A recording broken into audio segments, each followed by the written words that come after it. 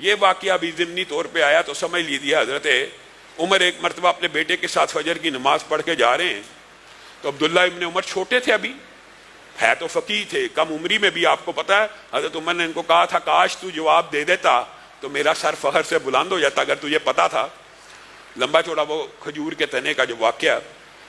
تو یہ ابھی کم عمری میں حضرت عمر ان کو اپنے ساتھ نماز پڑھنے لایا کرتے تھے۔ نماز پڑھ کے جا رہے ہیں تو کہنے لگے بابا الحمدللہ دیکھیں ہم نے نماز پڑھی ہے مسجد میں، فلاں بھی نہیں آیا، فلاں بھی نہیں آیا، فلاں بھی نماز میں حاضر نہیں، فلاں بھی، مفہوم یہ ہے۔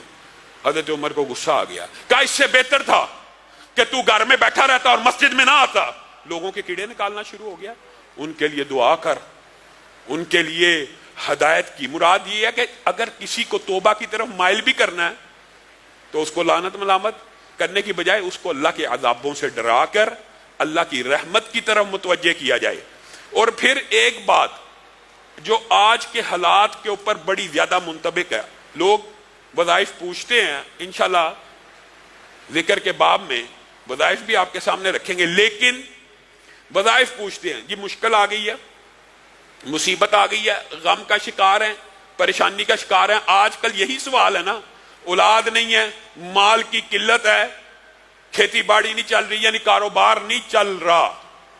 بنیادی طور پر یہ ساری کی ساری جتنی معاشرے کی بیماریاں ہیں وہ ایک توبہ اور استغفار کے وظیفے کے اندر پوشیدہ ہیں، اور یہ بات قرآن کی آیت سے بھی ثابت ہے۔ فَقُلْتُ اسْتَغْفِرُوا رَبَّكُمْ إِنَّهُ كَانَ غَفَّارًا يُرْسِلِ السَّمَاءَ عَلَيْكُمْ مِدْرَارًا وَيُمْدِدْكُمْ بِأَمْوَالٍ وَبَنِينَ وَيَجْعَلْ لَكُمْ جَنَّاتٍ وَيَجْعَلْ لَكُمْ أَنْهَارًا۔ چھ کی چھ علاج اس آیت مبارکہ میں اللہ رب العزت نے بیان کر دیے۔ پہلا علاج انہو کان غفارا، مراد یہ توبہ لے کے آؤ، سارے گناہ معاف۔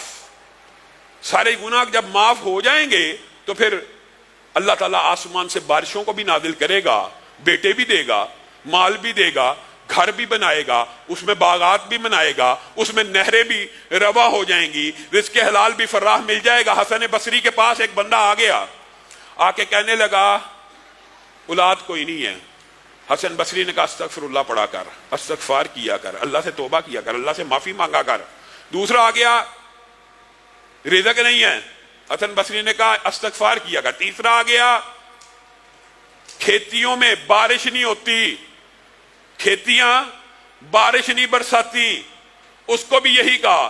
چار لوگ مختلف قسم کی پریشانیاں لے کے آئے، چاروں کو ایک ہی وظیفہ بتایا، اور وہ وظیفہ کیا تھا؟ استغفار، کہ اللہ تعالیٰ سے توبہ کرو گے تو اللہ رب العزت یہ جو اس آیت میں 6 فوائد بیان کیے ہیں وہ 6 کے 6 آپ کو مل جائیں گے۔ اور اس کے اندر یرسل السماء علیکم مدرارا، اس کے اندر ایک بات مفسرین نے یہ لکھی ہے کہ بارشیں تمہاری مرضی کے مطابق ہوا کریں گی۔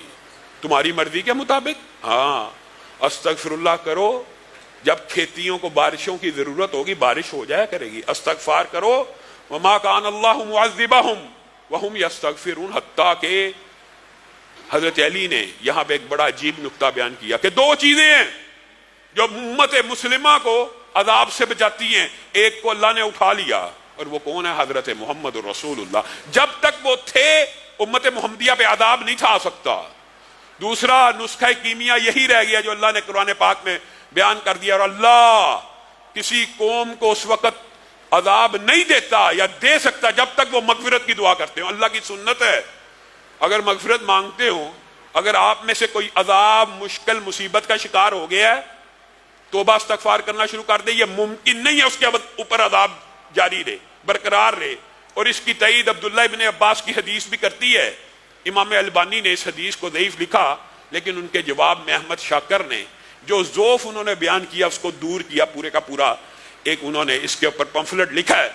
حدیث کیا ہے؟ حدیث مفہوماً ویسے بھی قرآن کی آیت کے مطابق ہے کہ جو بندہ استغفار کو لازم پکڑ لے گا، لازم پکڑ لے گا سے مراد یہ ہے، یہ بنیادی طور پہ حدیث میں جب لازم پکڑنے سے مراد یہ ہوتی ہے، اس سے مراد یہ نہیں کہ باقی سارے وظیفے چھوڑ دے گا، اس سے مراد یہ ہوتی ہے کہ سب سے زیادہ تعداد اس وظیفے کی بنا لے گا۔ تو پھر کیا ہوگا؟ عبداللہ ابن عباس کی حدیث میں ہے اس کے اللہ رب العزت سارے غم دور کر دے گا۔ یہ قرآن کی آیت بھی ہے، کہ اللہ تعالیٰ معاف کرنے والا ہے، جب سارے گناہ معاف ہوتے ہیں تو غم دور ہو جاتے ہیں. پھر کہا سارے غم اگر بندے کے دور ہو جائیں نا وہ دنیا کا خوش قسمت انسان ہے. پھر دوسری بات اس حدیث میں اس کی ساری مشکلات ختم کر دے گا. کیا چاہیے؟ اور غم بھی دور ہو گئے، مشکلات بھی دور ہو گئی. وَيَرْزُقْهُ مِنْ حَيْثُ لَا يَحْتَسِبُ، اور رزق وہاں سے دے گا جہاں سے وہ گمان نہیں کرتا. اس حدیث کے اندر یہ جو 3 باتیں بیان ہوئی ہیں، قرآن پاک کی آیات کو سامنے رکھ کے دیکھ لے.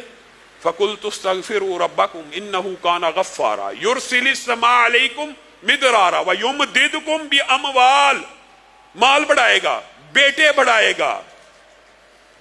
اور یہاں پہ مال اور بیٹوں کے بعد پھر اللہ تعالیٰ نے جو انہار کا ذکر کیا ہے، جو باغات کا ذکر کیا ہے، بنیادی طور پہ یہ کنایا بھی ہے کس کی طرف؟ رہائش گاہیں بھی دے گا. رہائش گاہیں دے گا تو باغ ملیں گے نا، رہائش گاہیں دے گا تو باغ ملیں گے.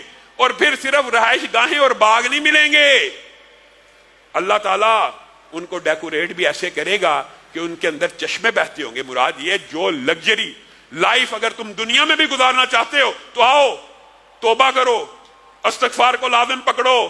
اللہ تعالیٰ یہ تمہاری ساری جمی خواہشات کو اسی دنیا میں پورا کر کے تمہاری آنکھوں کے سامنے دکھا دے گا. پھر بھی میں اور آپ اگر استغفار کی طرف نہیں آتے تو ہم مجرم ہیں. رسول اللہ صلی اللہ علیہ وسلم ایک نشست میں 70 مرتبہ استغفار کر لیا کرتے تھے. آپ رسول اللہ صلی اللہ علیہ وسلم کو کیا ضرورت تھی استغفار کی؟ آپ اپنے درجات کو بلند کرنے کے